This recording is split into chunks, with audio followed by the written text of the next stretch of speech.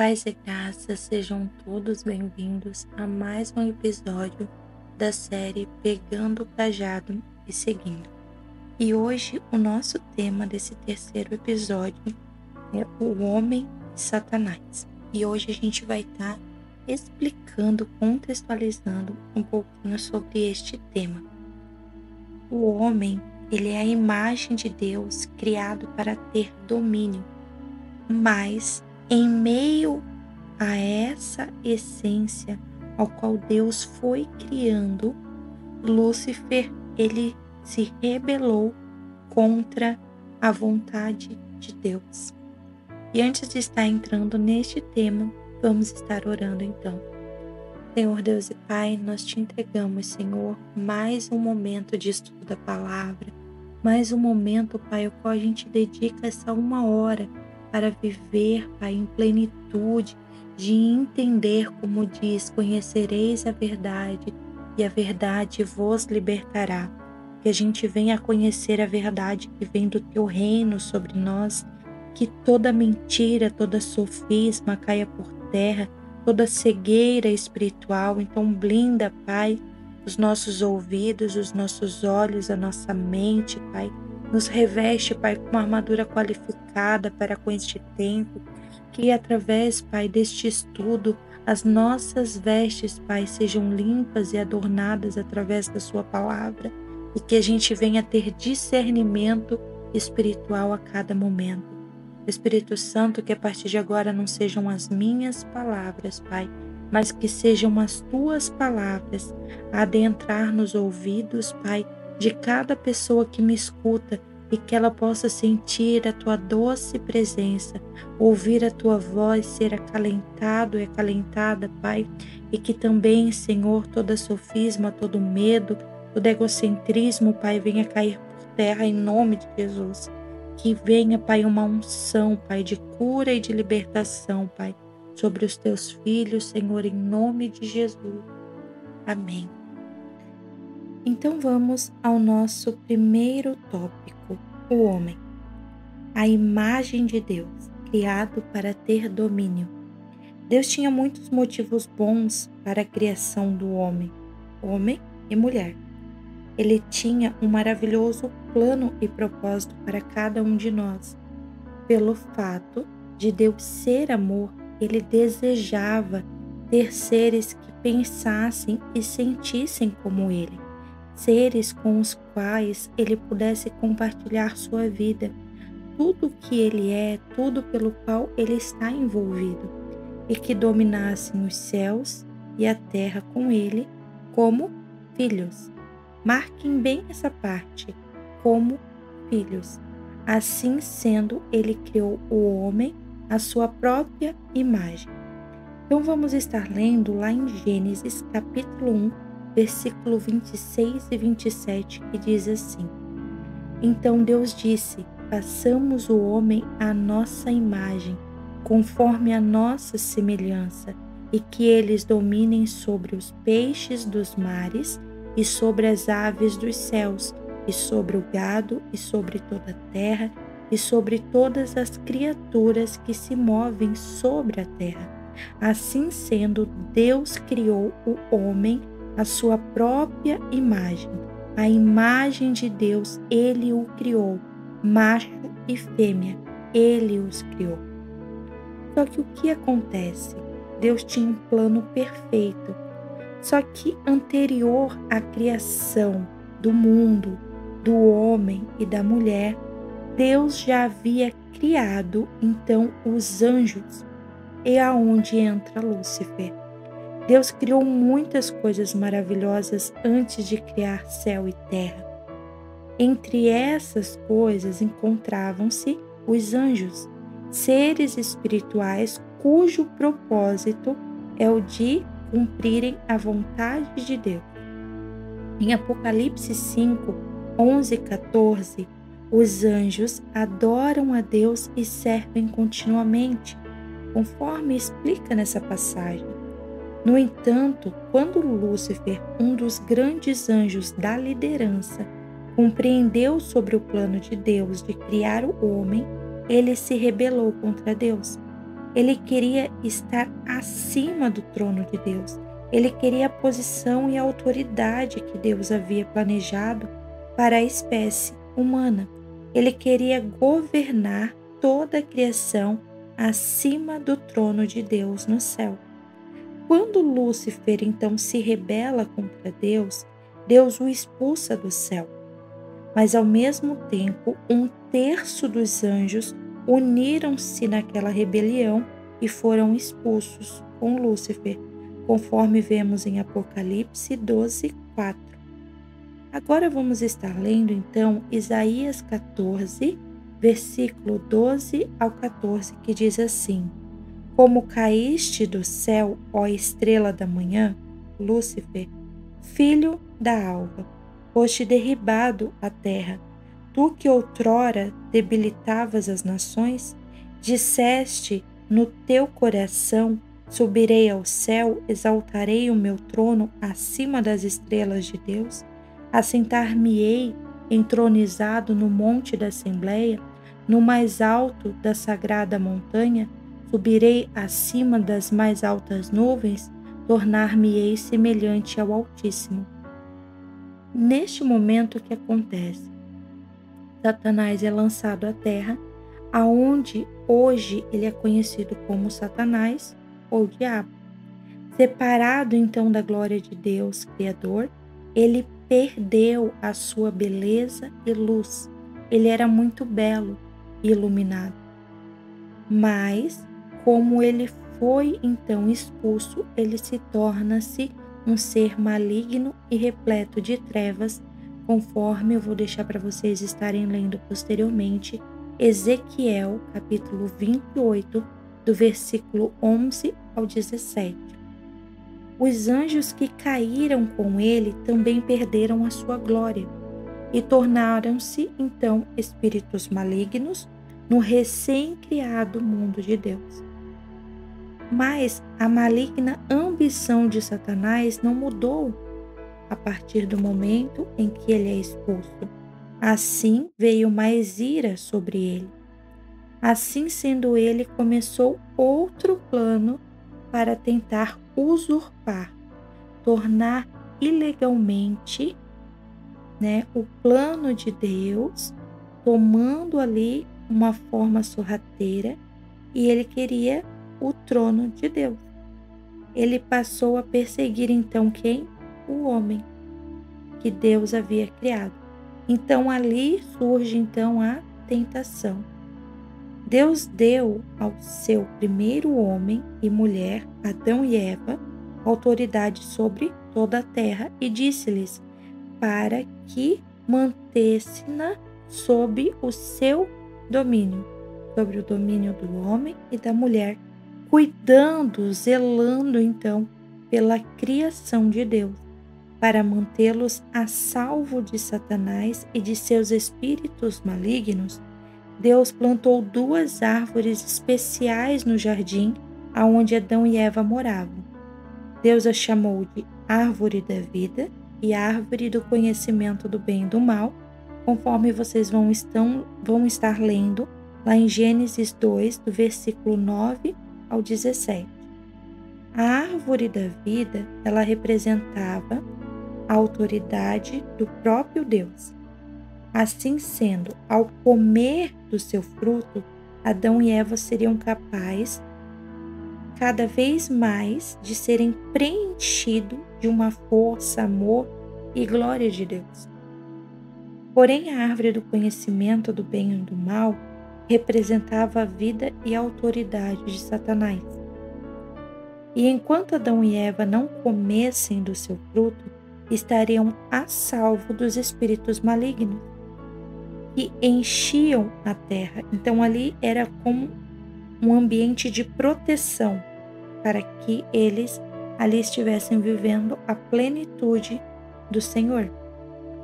O domínio de toda a criação sempre seria deles, se eles obedecessem ao seu amoroso Deus, conforme vemos em Hebreus 2:8.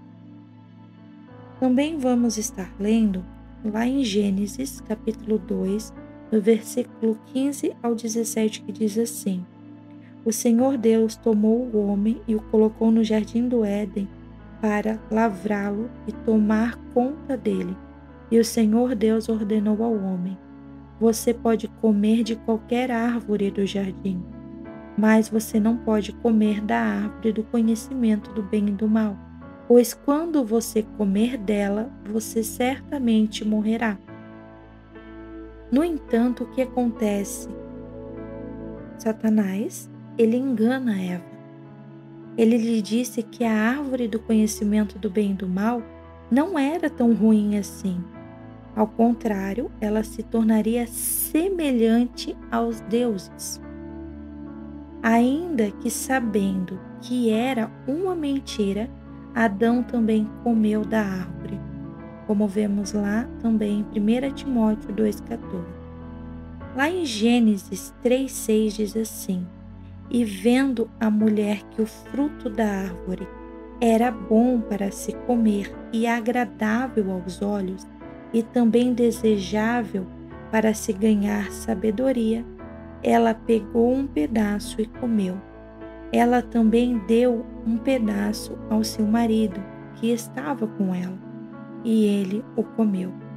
Então ali começa as setas de engano e cobiça, no coração de Eva e também no coração, posteriormente, de Adão.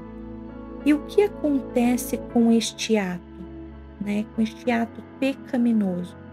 A perda da autoridade que Adão e Eva possuíam sobre a terra. Deus deu uma espécie de trono a Adão e Eva, uma autoridade sobre a terra para cuidar. Eles tinham todo o domínio sobre a criação. Só que o que acontecia? Satanás queria este lugar. E através deste ato pecaminoso, ele tomou este lugar. Através deste ato isolado, o homem perdeu a glória, a imagem de Deus e então também o domínio sobre a criação. E eu quero contextualizar um pouquinho sobre isso e vamos estar entendendo mais como Satanás tomou o trono desocupado por Adão e Eva e exerceu seu domínio sobre a terra, e a morte então encheu o mundo. Mas é importante lembrarmos que Cristo nos devolveu o selo de imagem e semelhança, a glória de conexão com o Pai, o domínio e autoridade sobre a criação através do seu nome e do seu sangue que verteu na cruz. Tudo isso que aconteceu, Cristo veio e remiu. Então, por isso que através de Cristo somos libertos, através de Cristo somos imagem e semelhança de Deus, somos filhos novamente, temos a glória e conexão com o Pai através do Espírito Santo, temos domínio e autoridade através do nome de Jesus, o sangue de Jesus que verteu na cruz, para declarar sobre toda a treva. Então vamos dando continuidade.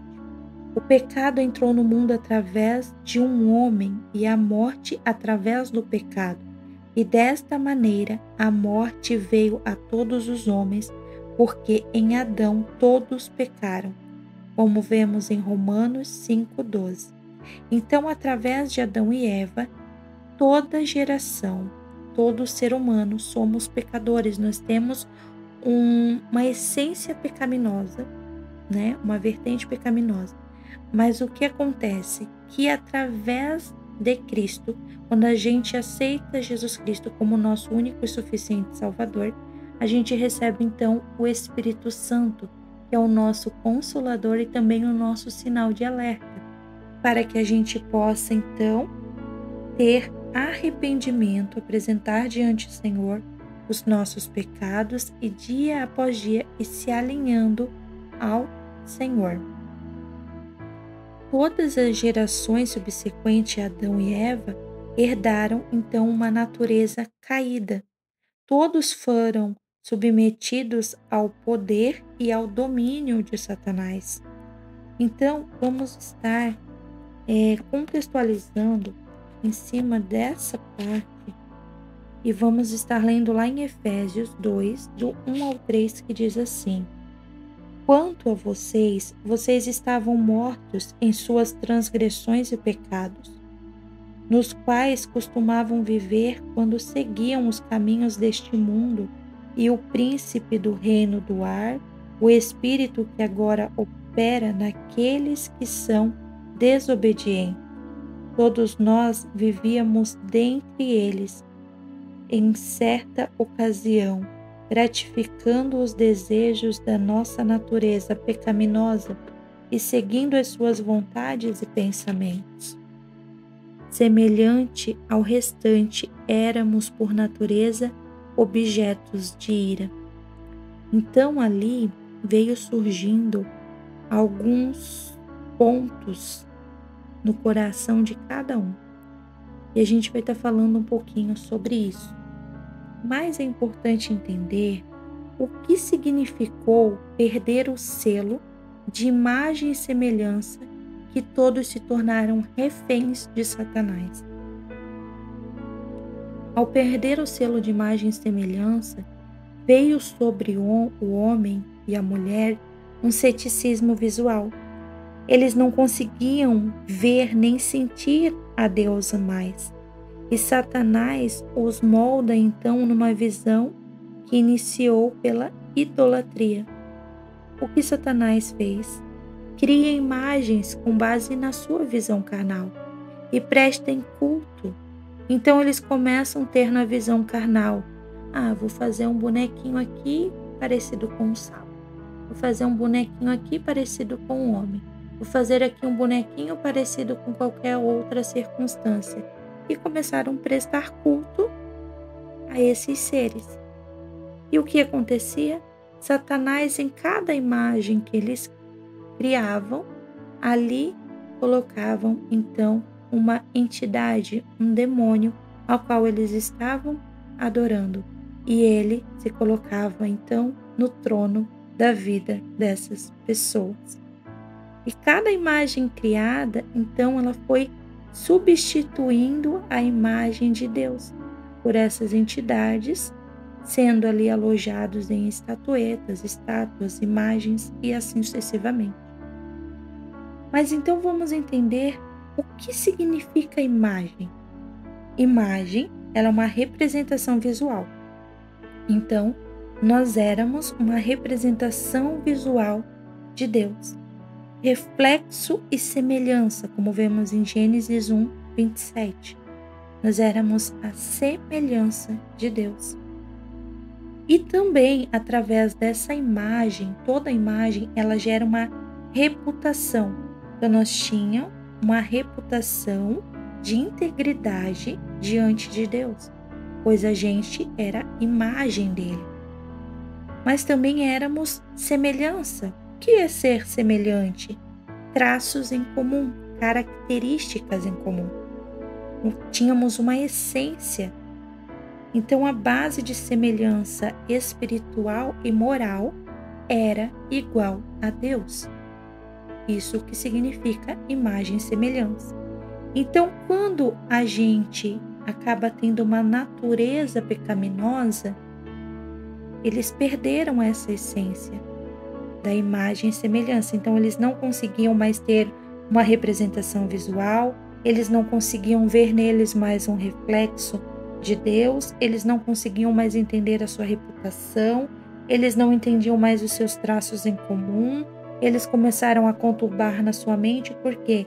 Porque Satanás foi lançando setas justamente nessa área. E acabou que eles não entendiam mais quem eu sou, por que estou aqui, qual o meu destino. Eles não tinham mais uma bússola que guiasse eles naquele momento. Então, Satanás faz o quê?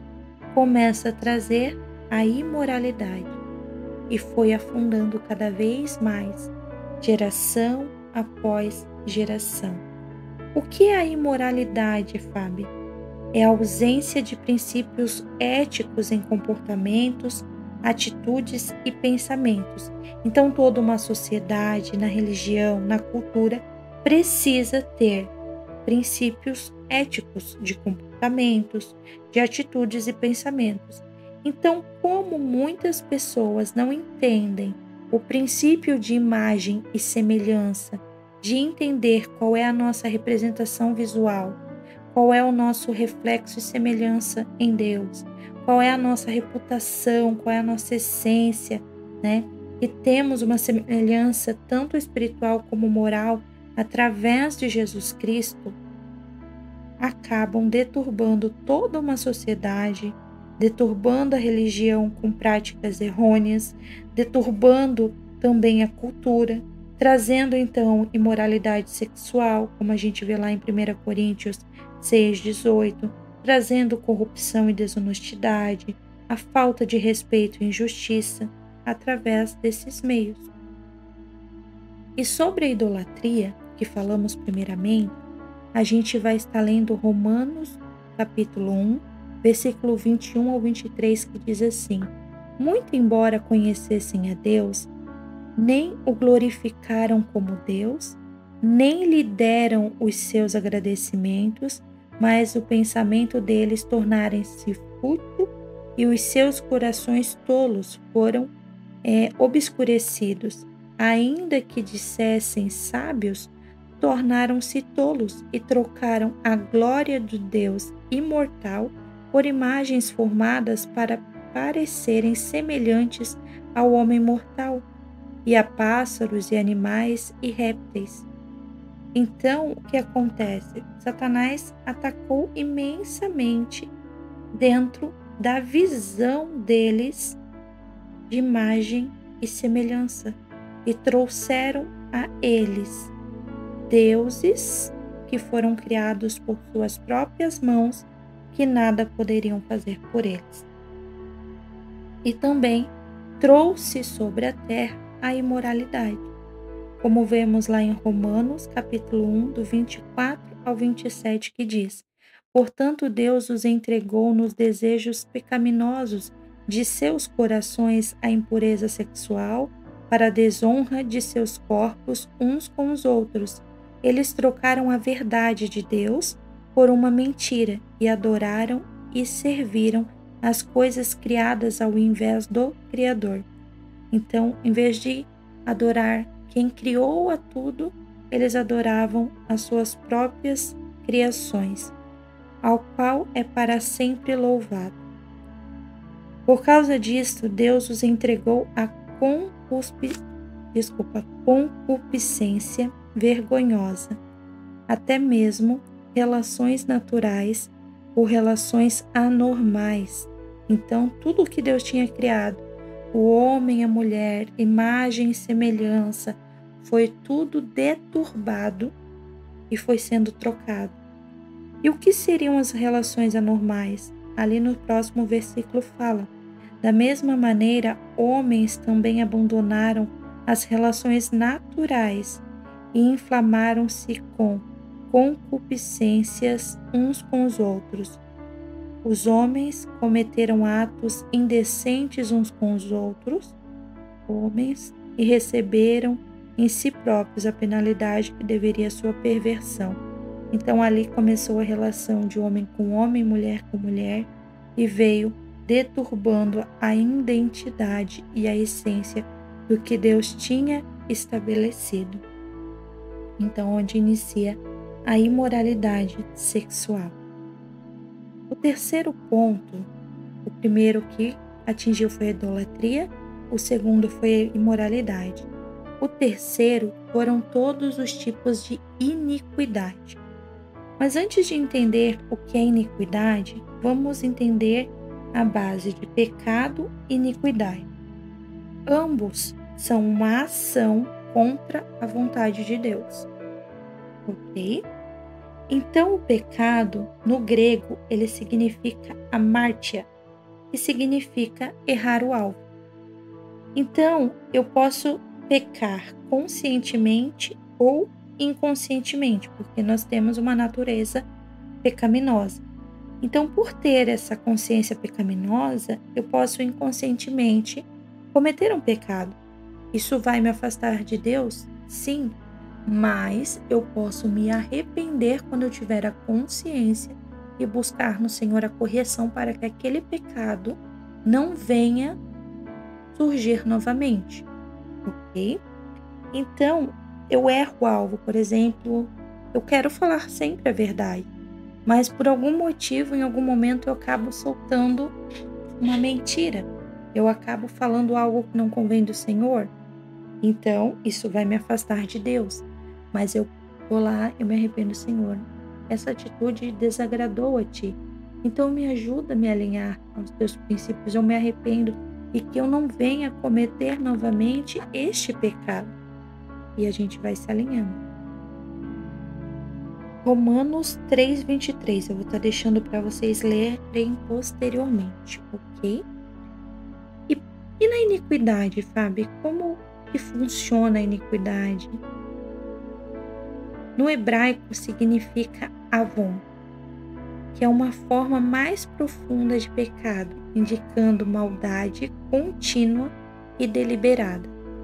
Então, eu sei que é pecado, mas eu continuo.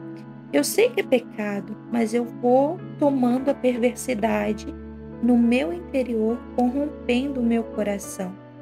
Eu sei que é pecado a fornicação, mas eu continuo. Eu sei que é pecado a mentira, mas eu continuo.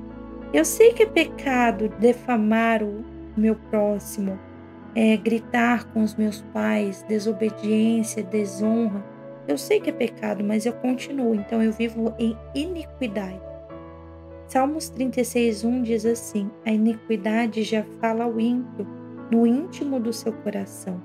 Então foi uma sementinha que começou com uma pequena mentira, foi crescendo, foi uma desobediência, uma malcriação, algo do tipo que foi crescendo, criando semente, uma árvorezinha dentro do seu coração e se tornou então a iniquidade. Então o pecado, ele é qualquer falha em seguir a vontade de Deus. Já a iniquidade, ela é um estado de rebeldia e perversão moral persistente. Então eu sei que é errado e ainda assim continuo. Ambos são remidos pela graça de Deus, mas precisa do arrependimento do perdão de Deus que vem por meio de Cristo. Então, se eu estou em iniquidade, eu reconheço diante do Senhor e me corrijo, né?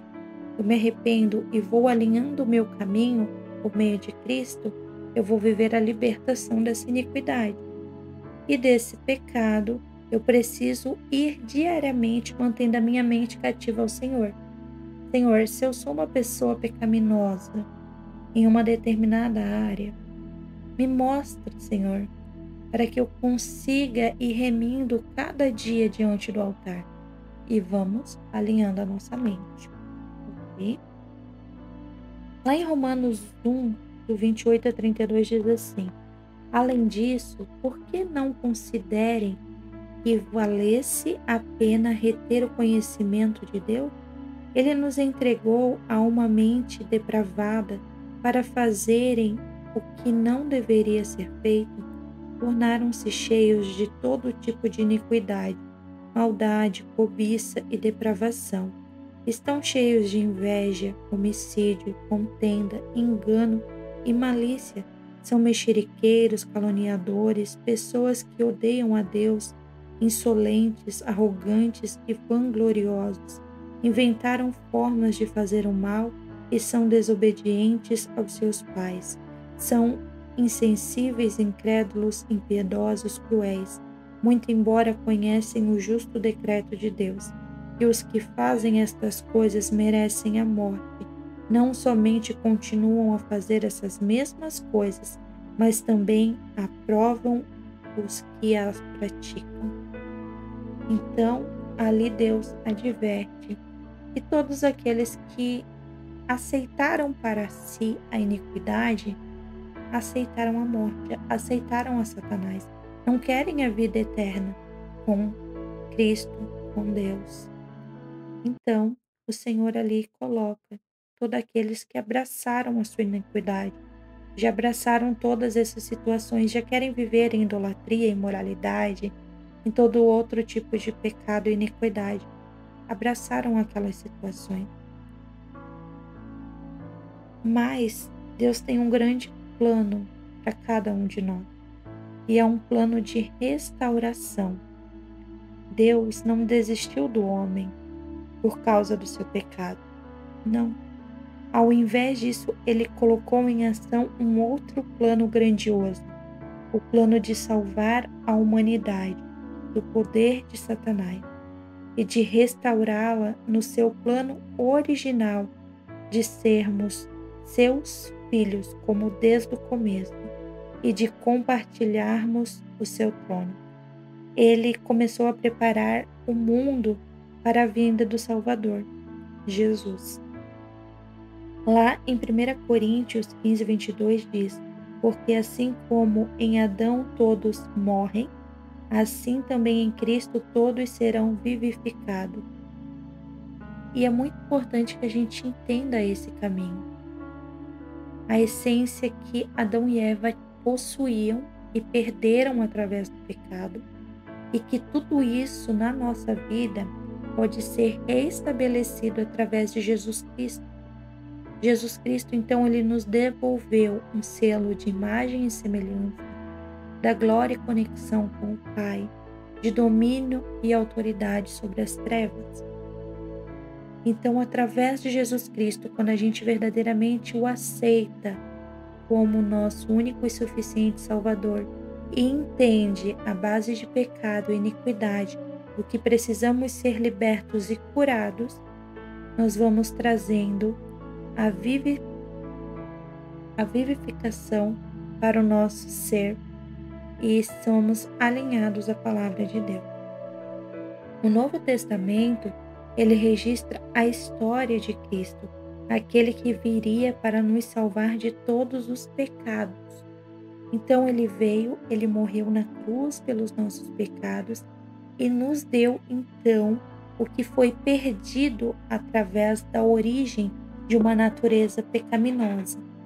E através dele é o único caminho até o Pai, é o único caminho para que a essência seja restabelecida. Então, através de Cristo, aquele que permanecer até o fim herdará novamente o que foi perdido. Então, a cada dia, a gente vai entender um pouquinho mais sobre como viver essa essência, para que a gente esteja com constância na presença de Deus. Nesses primeiros dias, eu quis trazer para vocês essas explicações para a gente entender o que a gente tem de acesso ao Pai e como tudo se perdeu, porque a gente vê um mundo tão difícil, tão conturbado. Então a gente falou sobre a palavra de Deus, que ela é viva e eficaz. Ela é muito importante, por isso que a gente está entendendo o contexto da palavra. Entender quem é Deus, que é muito importante. E muitas pessoas tinham somente como general. Muitas pessoas falam que ele é pai, mas não tem verdadeiramente ele como pai na sua mente, coração, na sua vida. E que a gente entendesse quem somos nós, Quem é o homem, quem é a mulher, O que a gente possuía lá no Jardim do Éden como herança de filhos e o que se perdeu através da natureza de pecado, mas que Cristo nos deu livre acesso novamente. E nos próximos episódios nós teremos 14 capítulos falando sobre o que o Novo Testamento ensina. Nós vamos entender sobre o que realmente esse ato de Jesus, de morrer na cruz pelos nossos pecados, nos deu.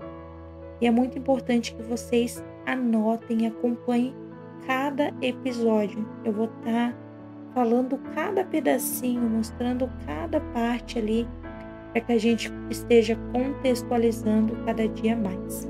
Amém? Senhor Deus e Pai, eu entrego a Ti, Senhor, este momento de ensino da palavra, Pai. Que esta palavra, Senhor, seja como semente no coração de cada um, Pai, que eles possam viver e entender, Pai.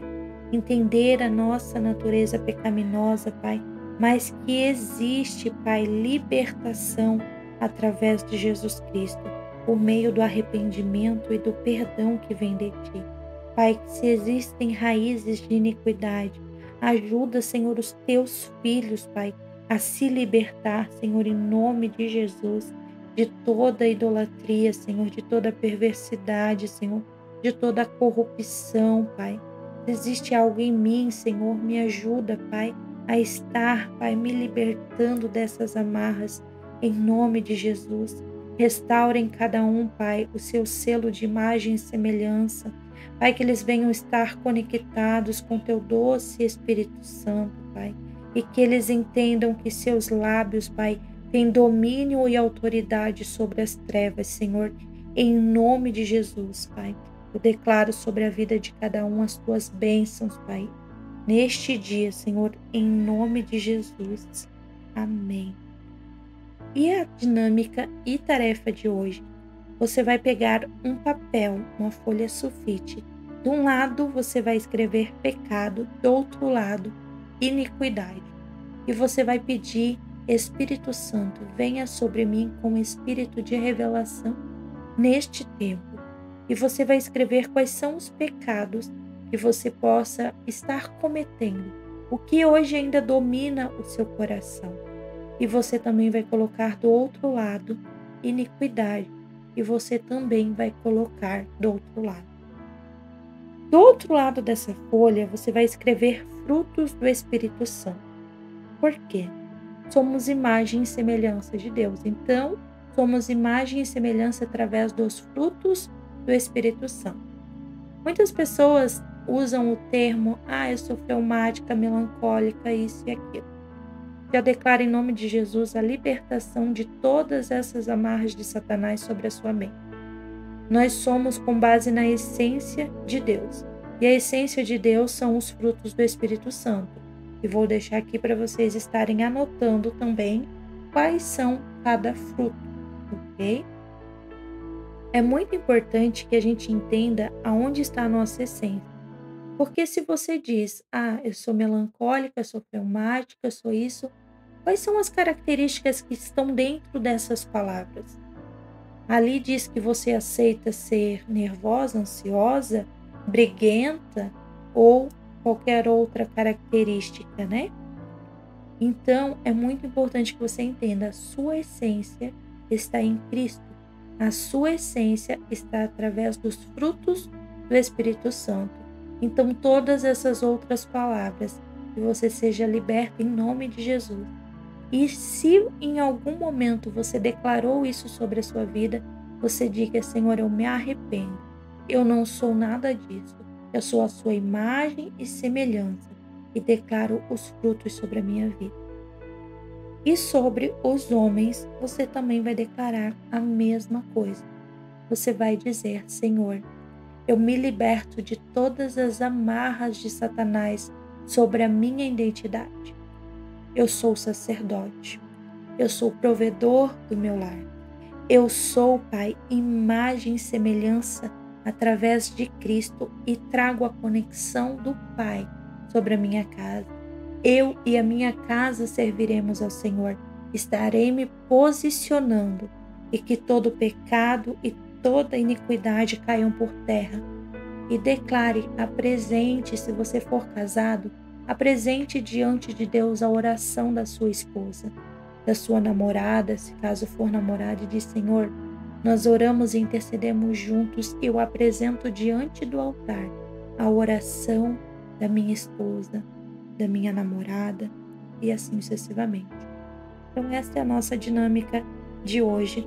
Que o Senhor seja convosco, que essa palavra seja edificante no seu coração e que a cada dia você traga ao seu coração o selo de imagem e semelhança que foi restabelecido através de Cristo, a sua conexão com o Espírito Santo e o domínio e autoridade que você possui através do nome de Jesus e do sangue que verteu na cruz. Em nome de Jesus, amém.